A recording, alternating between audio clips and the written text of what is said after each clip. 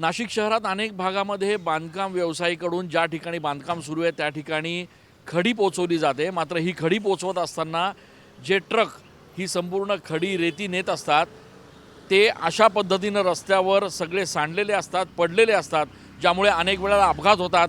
आज भाजपच्या आमदार देवयानी फरांदे या थेट रस्त्यावर उतरल्या आणि त्यांनी या ठिकाणी हा जो मिक्सर आहे, हा ट्रक जो आहे तो या ठिकाणी थांबवलेला आहे। गेल्या काही दिवसांपासून सातत्यानं हा सगळा प्रकार शहराच्या वेगवेगळ्या भागात सुरू आहे। गंगापूर रोड परिसरामध्ये बांधकाम व्यावसायिक ज्या ठिकाणी बांधकाम सुरू आहे त्या ठिकाणी अशा पद्धतीचे ट्रक पाठवतात, मात्र त्या ठिकाणचं हे सगळं जे खडी जी आहे ती अशा पद्धतीनं रस्त्यावर पडते आणि त्यामुळे अनेक अपघात या ठिकाणी होत आहेत। धूळ या ठिकाणी साचती आहे। आमदार देवयानी फरांदे आपल्यासोबत आहेत।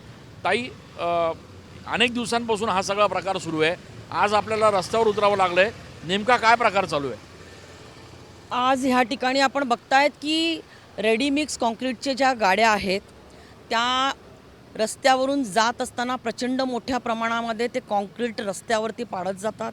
या संदर्भामध्ये नाशिक महानगरपालिकेच्या आयुक्तांना मी 6 महिन्यांपूर्वी पत्र दिलेलं आहे, स्मरणपत्र दिलेलं आहे, त्यांच्याकडे जाऊन बैठक घेतलेली आहे।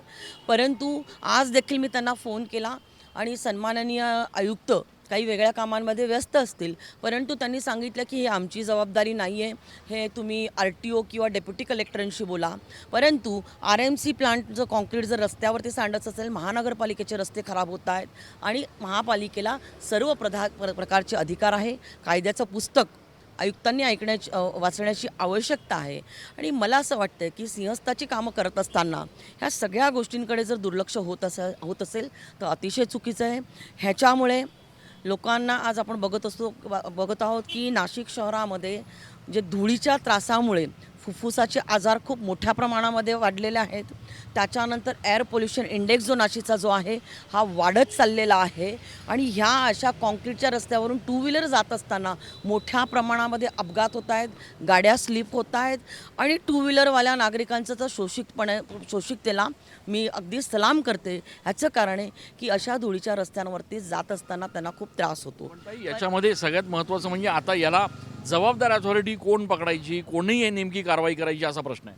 ॲक्च्युली नाशिक महानगरपालिका आणि RTOने ह्याच्यावरती कारवाई करायला पाहिजे, परंतु आता मी आयुक्तांनी असं उत्तर दिल्यानंतर मी सन्माननीय कलेक्टर साहेबांना फोन लावला आणि त्यांनी सांगितलं आणि त्यांनी सांगितलं की अतिशय महत्त्वाचा विषय आहे, मी ह्या विषयामध्ये लक्ष टाकून आजच सगळ्या RMC प्लांटधारक जे आहेत त्यांची बैठक घेतो आणि त्या पद्धतीच्या सूचना देतो आणि त्यांच्यावरती कारवाई देखील करतो।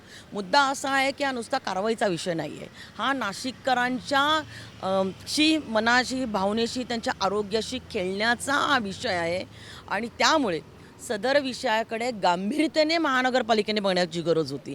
त्यांना मी ह्या देखील अनेक वेळा सूचना दिल्या की ज्या बिल्डिंगा रिडेव्हलपमेंटला जातात आणि ती बिल्डिंग जेव्हा पाडली जाते तेव्हा त्याला ग्रीन नेट लावून ती बिल्डिंग पाडायला पाहिजे।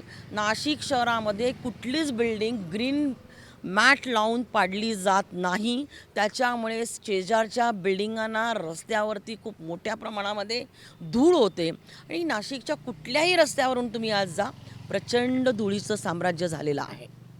आपण बघतोय की या ठिकाणी आमदार देवयानी फरांदे यांनी हा मिक्सरचा जो ट्रक आहे तो या ठिकाणी अडवलेला आहे। स्थानिक पोलीस या ठिकाणी पोहोचलेले आहेत, RTOचे अधिकारी या ठिकाणी पोहोचलेले आहेत। मात्र शहरात ज्या ठिकाणी अशा पद्धतीनं बांधकाम सुरू आहेत, ज्या ठिकाणी अशा पद्धतीनं हे RMCचे ट्रक जात असतात, त्या ठिकाणी जर रस्त्यावर असं सगळं साहित्य पडलं तर निश्चितपणे त्याच्यामुळे नाशिककरांचे अपघात होत आहेत, आरोग्याचे प्रश्न निर्माण होत आहेत आणि त्यामुळे आता या संदर्भात कारवाई नेमकी कधी आणि कोण करणार हे बघणं देखील महत्त्वाचं असणार आहे। कॅमेरा पर्सन आकाश शेवलेसह मी चंदन पुषाधिकारी, TV9 मराठी।